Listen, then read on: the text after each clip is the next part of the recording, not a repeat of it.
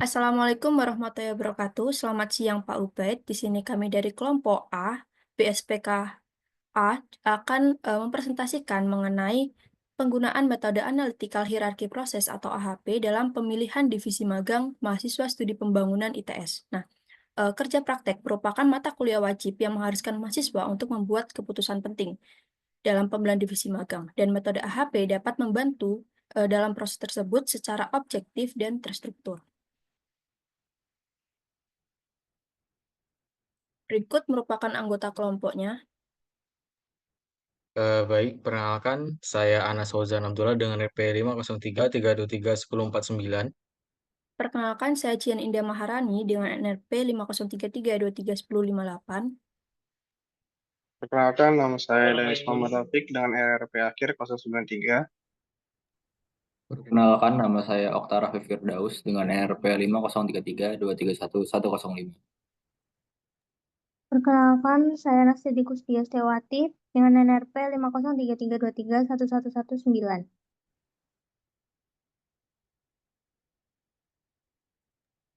Baik, dimulai dari pendahuluan. Latar belakang dari kami memilih kerja praktek karena kerja praktek merupakan salah satu mata kuliah wajib bagi mahasiswa jurusan studi pembangunan. Pemilihan divisi kerja praktek ataupun magang merupakan pengambilan keputusan penting yang harus objektif dan terstruktur. Dengan metodologi analytical hierarchy proses atau AHP, diharapkan mahasiswa dapat membantu menentukan divisi magang yang sesuai kompetensi dan minat mahasiswa. Next. Selanjutnya, goals yang kami inginkan dari tugas ini adalah yang pertama, memberikan panduan berbasis data dan objektif. Yang kedua, membantu mahasiswa dalam memilih divisi magang agar lebih terukur. Yang ketiga, mengurangi kebingungan dalam proses pemilihan divisi.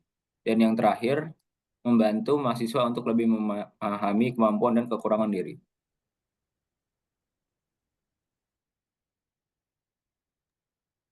Oke, selanjutnya definisi metode HP. Jadi metode AHP ini atau Analytical Hierarchy Process adalah metode pengambilan keputusan yang digunakan untuk menyusun prioritas dari berbagai pilihan dengan mempertimbangkan beberapa kriteria. Jadi AHP ini menguraikan masalah kompleks menjadi hierarki, memudahkan pembanding dan penentuan bobot kriteria.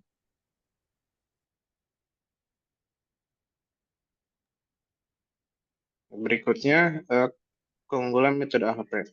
Yang pertama, struktur yang sistematis. Jadi AHP ini mengorganisir keputusan dalam struktur hierarki, memudahkan pengambilan keputusan untuk memahami dan mengelola berbagai kriteria. Yang kedua, membantu keputusan yang kompleks. AHP efektif untuk mengambil keputusan dalam situasi dengan banyak kriteria dan alternatif yang harus dipertimbangkan. Yang terakhir, fleksibilitas dalam penggunaan. AHP dapat diterapkan di berbagai bidang termasuk manajemen, evaluasi risiko, dan perencanaan strategis.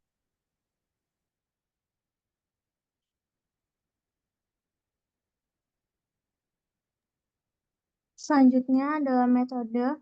Nah, berikut adalah langkah-langkah algoritma penyelesaian metode analytical hierarchy proses atau AHP. Langkah pertama ada mendefinisikan terlebih dahulu kriteria-kriteria yang akan dijadikan sebagai tolak ukur penyelesaian masalah dan menentukan tingkat kepentingan dari setiap kriteria.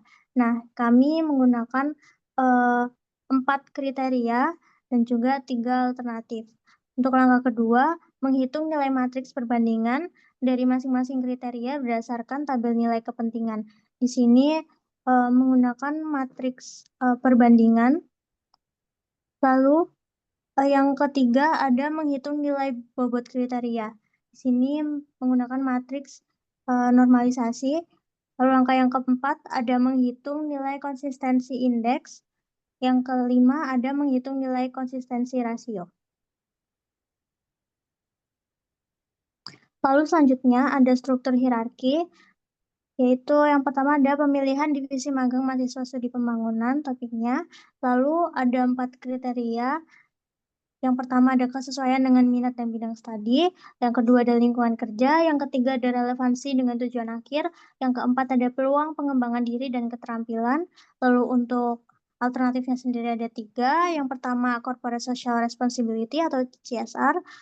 Lalu yang kedua ada manajemen proyek. Yang ketiga ada pengembangan dan penelitian.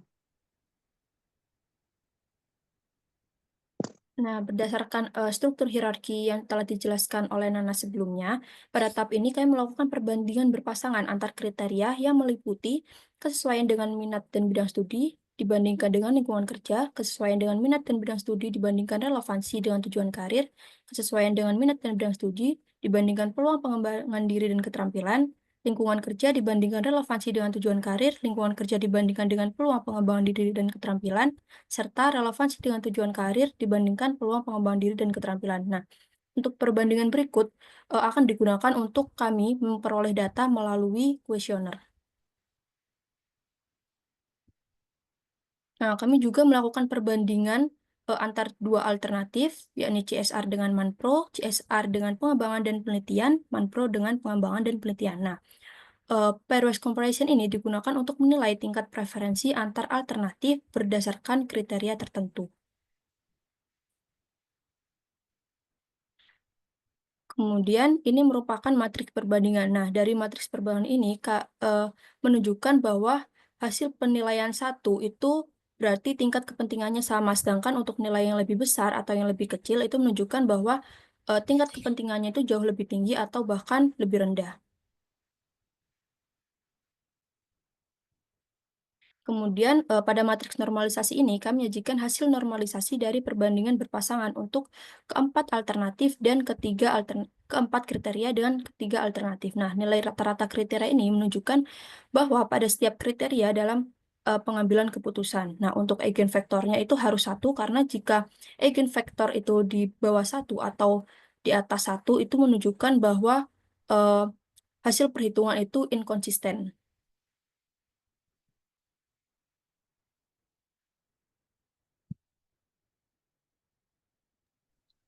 Nah, kemudian kami menggabungkan bobot kriteria dan nilai alternatif. Yang pertama, yaitu dengan kriteria kesesuaian dengan minat dan bidang studi, itu dengan rata-rata kriteria 0,294. Kemudian pada kriteria lingkungan kerja, rata-rata kriterianya yaitu 0,177. Kemudian untuk kriteria relevansi dengan tujuan karir, itu 0,288. Kemudian untuk kriteria terakhir yaitu peluang pengembangan diri dan keterampilan, itu 0,241. Next.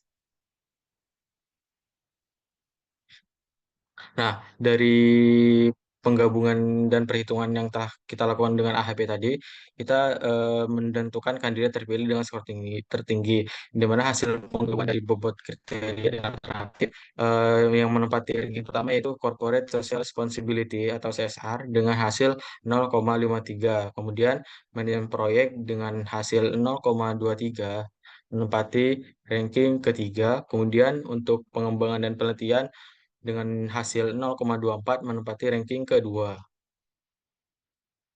Next.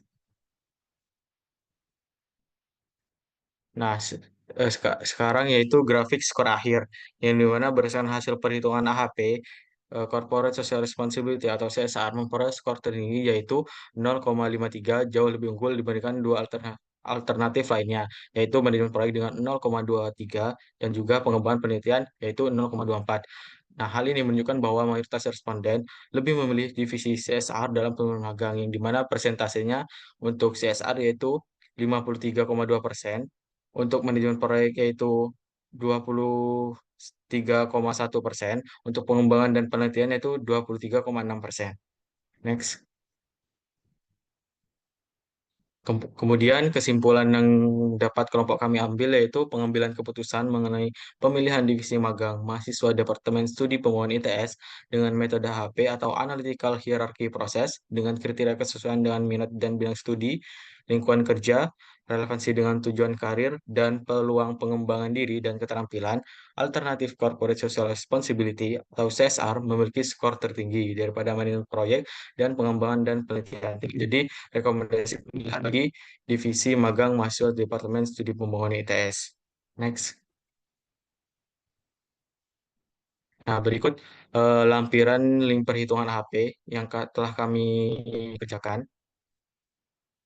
Next.